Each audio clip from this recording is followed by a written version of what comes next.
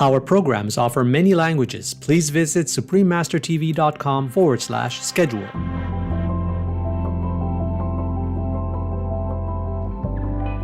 Bruges is renowned for its remarkably well-preserved Gothic-era architecture, which attracts thousands of tourists each year. The colorful historic city center of Bruges, Part 1 of 2. Watch on to explore it with us. If you witnessed the agony of the animal people in the slaughterhouse, you'd want to end it. Help them. Be vegan.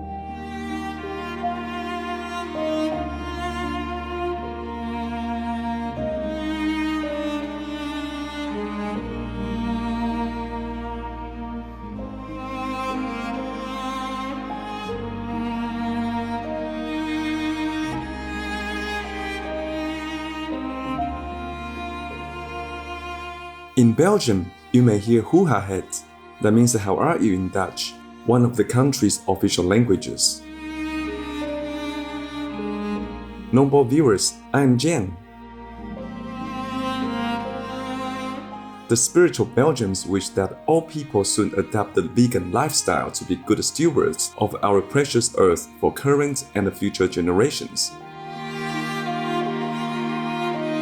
We are delighted to have you join us for part 1 of the 2-part series entitled The Colorful Historic City Center of Bruges.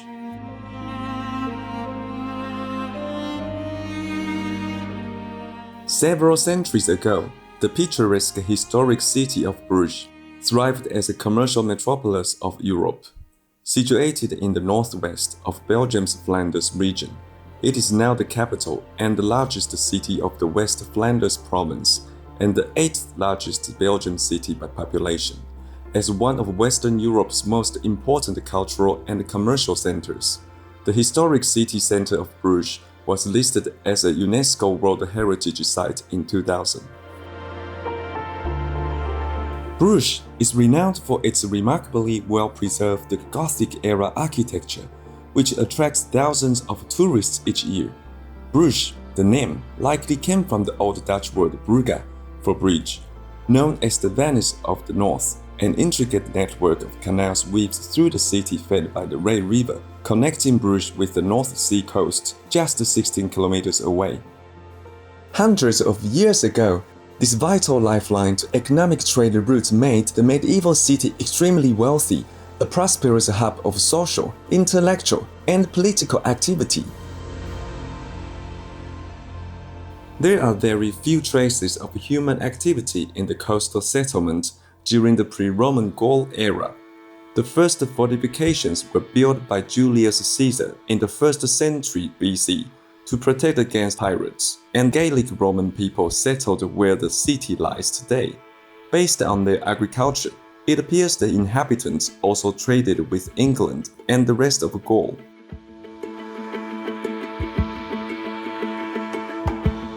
Around 650 AD, St. Eligius went to Bruges to spread Christianity there. At the time, Bruges was one of the most important fortifications in the Flemish coastal area.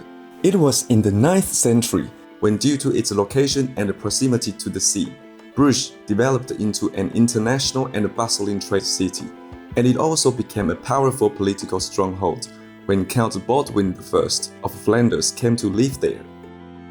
The city became the capital of Flanders in 1089. On July 27, 1128, Bruges received its town charter, and the new walls and canals were built. After a storm in 1134, the Zwin tidal inlet was formed, connecting Bruges with the North Sea. It became crucial to local commerce and became known as the Golden Inlet. Historically, Bruges is unique for having retained its original street plan, including its canals and open spaces. The predominantly Brabantin Gothic-era architecture has miraculously survived numerous upheavals over time, including the Napoleonic era, the Industrial Revolution, and the conflicts of the 20th century. Many of its characteristic streets and houses showcase Gothic brickwork facades and are authentic examples of medieval buildings. while others are glorious 19th century tributes to these original designs.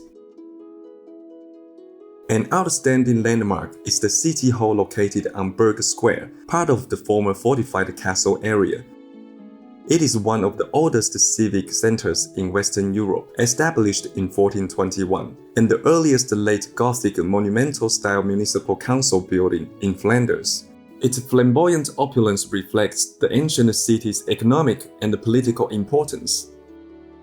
From 1895 to 1905, the brilliant local architect Louis de la Lancerie and the Gothic revival architect Jean-Baptiste Béthune took care of restoring the city hall's interior.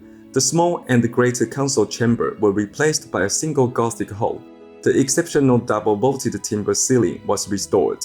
The keystones include illustrations from the New Testament, prophets, evangelists, and saints. On the walls are painted scenes from history by the artist Alberic de Vrent, alongside the numerous statues of past Flanders nobility. A sand-line brick octagonal watchtower, the Belfry, was built in the 13th century, imposingly lining the Bruges skyline. It towers above the Old Market Hall, or Markt. A 366-step winding stairway leads to the top, where a large collection of bells are housed, which once regulated life in Bruges with their chimes. UNESCO added the Belfry to the World Heritage List in 1999 as part of the Belfries of Belgium and France series.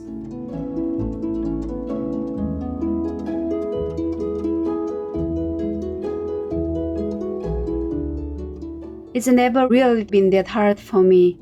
I've never had any desire to eat meat.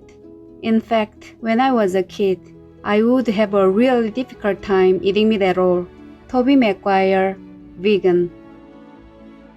Cherished viewers, let's take a few moments to thank the beautiful sun for its wonderful warmth and sustaining light which shines on our cities and gardens. We'll be right back here on Supreme Master Television.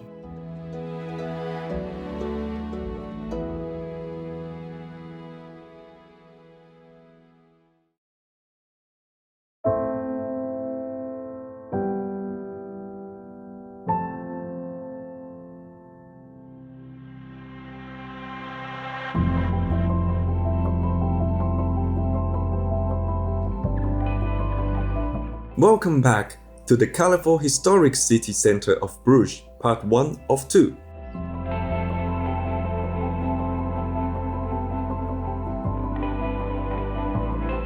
A mixture of evolving Gothic styles is evident in the resplendent Bruges Church of Our Lady. The spire is one of the largest brickwork towers in the world, built in 1225. Inside, Flemish primitive artworks adorn the inner sanctum, along with the sculpture Madonna and the Child in white Carrara marble.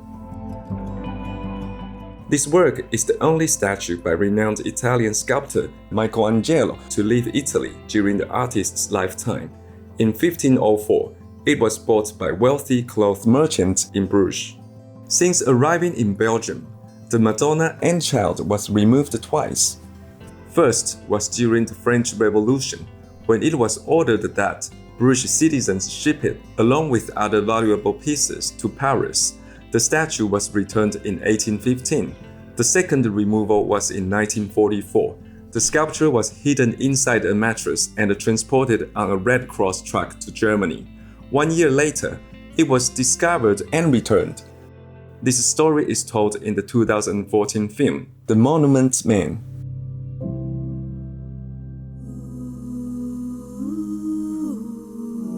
Bruges' 12th century Basilica of the Holy Blood is a perfect example of the lavishness of Gothic-era architecture, with its splendid interior designs of the upper chapel, vivid color schemes, decorative altars, and religious art.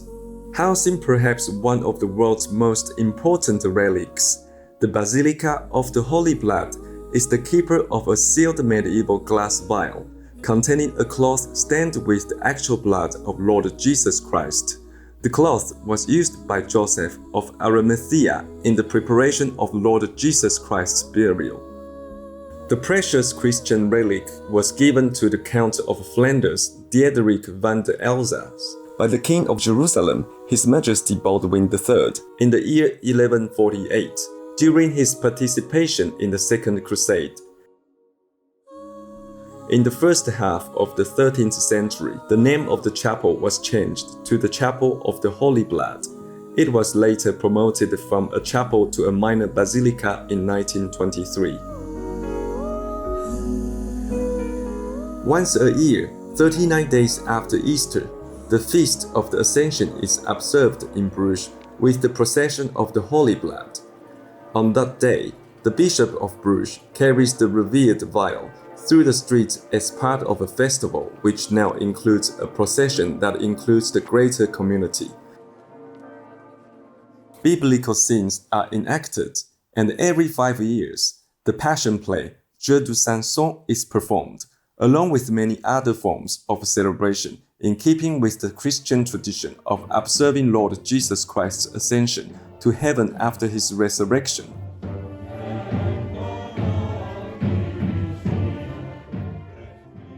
We conclude today's program with excerpts from a lyrical poem titled The Belfry of Bruges by American poet Henry Wattsworth Longfellow. In the marketplace of Bruges stands the belfry, old and brown, thrice consumed and thrice rebuilded, still it watches over the town. As the summer morn was breaking, on that lofty tower I stood, and the world threw off the darkness, like the weeds of widowhood, thick with towns and hamlets studded, and with streams and vapors grey, like a shield embossed with silver, round and vast the landscape lay. At my feet the city slumbered, from its chimneys here and there, wreaths of snow-white smoke, ascending, vanished, ghost-like into air. Not a sound rose from the city at that early morning hour, but I heard a heart of iron beating in the ancient tower. From their nests beneath the rafters sang the swallows wild and high, and the world beneath me sleeping seemed more distant than the sky. Then most musical and solemn, bringing back the olden times, with their strains unearthly changes, rang the melancholy chimes, like the psalms from some old cloister when the nuns sing in the choir, and the great bell tolled among them like the chanting of a friar. Visions of the days departed, shadowy phantoms filled my brain. They who live in history only seemed to walk the earth again. All the foresters of Flanders, mighty Baldwin Bras de Fer, Lyric de Buc and Cressy Philippe, Guy de Dampierre.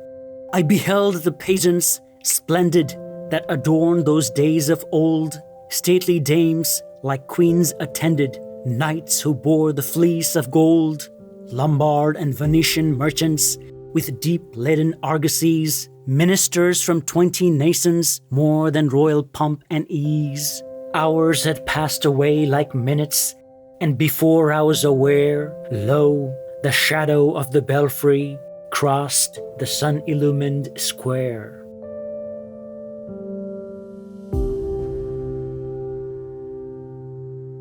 Yeah, continue with your work so that you can be roasted forever, again, again, and again, non-stop in hellfire.